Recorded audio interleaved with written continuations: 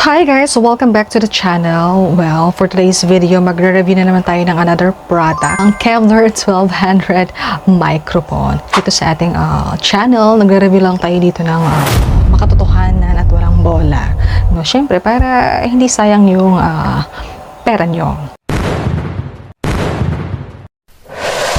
We're Jane. Follow, like, and subscribe. Siyempre, alam mo yung feeling na gusto mo lang naman bumili ng mic, pero hindi ka sure kung mapapakinabangan mo ba ng matagal, kung matibay ba. Tapos siyempre, hindi mo rin alam kung sulit ba yung pera na ilalaan mo. Kaya naman ngayon ay pinapakilala ko sa inyo ang Kevlar DM1200 Professional Microphone na parang pang pro daw. Pero baka naman kasi marketing lang, di ba? Well, not sure. Kaya ngayon ay itatry natin siya mismo. So, okay, ito yung pinakalaman ng box. Simple lang naman siya. May mic, may cable. Tapos, napansin ko, mahaba yung cable niya. Meron na rin siya, of course, ng pinaka-manual. And of course, meron din naman ng pinaka-button niya for turn on and turn off. You know, I mean, pinaka on and off button niya. As you can see, hindi siya mukhang cheap. Parang solid na solid yung pagkakagawa dito kay Kevlar DM1200. Tapos, syempre, sinubukan ko siya sa setup ko. Yes, sinalang ko siya sa sound card, yung Maono Caster E2. Tapos, background test ko na rin. Meron ng noise cancellation. Tapos, meron din naman ng without noise cancellation. Syempre, hindi naman lahat ng room is may soundproof, diba?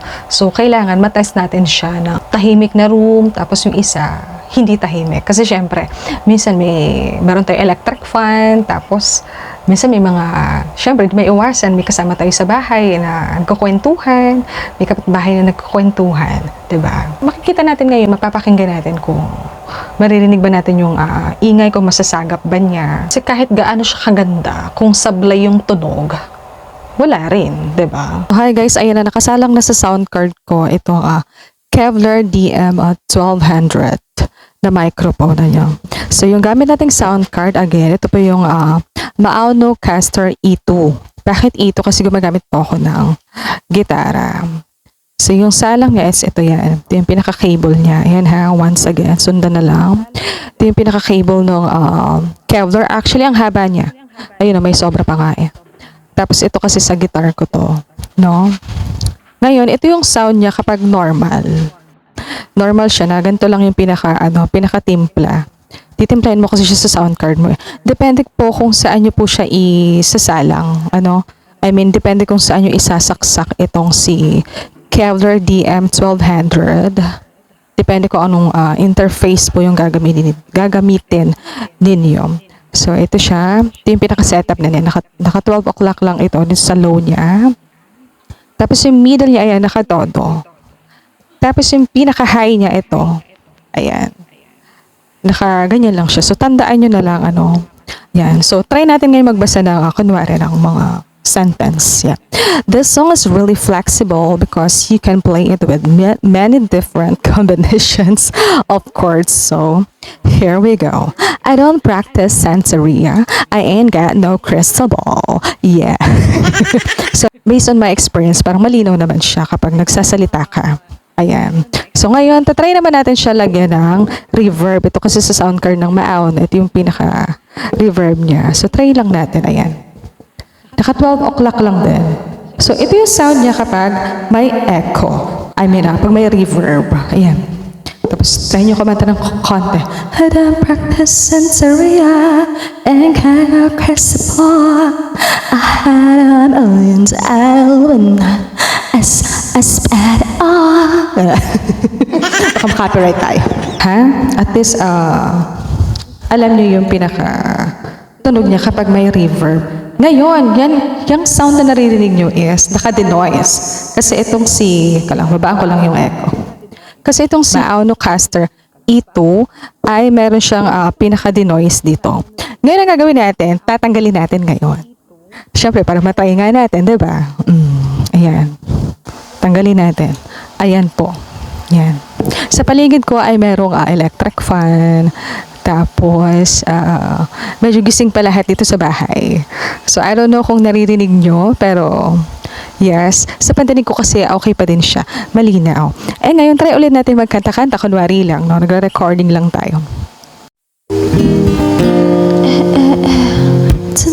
Sensoria, laigad ako gusto mo. Wala na yung down. I spend it all if I can find that essential that she found. It's a flip-flop cup and essential enough. As more time, I really wanna know my baby, that I really wanna say. So ayun, napanood nyo na yung video, di ba, nung actual footage. I mean, yung actual na ginawa ko kanina, tinest ko siya, nagsalita-salita tayo doon, tapos, syempre, komenta tayo ng kaunti. So, kayo na bahalang humusga. Pero dumako na tayo ngayon sa pros and cons. Sa pros natin, masasabi ko, sulit naman yun sa presyo niya. Yes, sulit na sulit. Tapos, hindi naman siya parang cheap na parang laruan lang. Hindi naman siya ganun. Tapos, okay naman siya sa vocals kapag nagsasalita ka.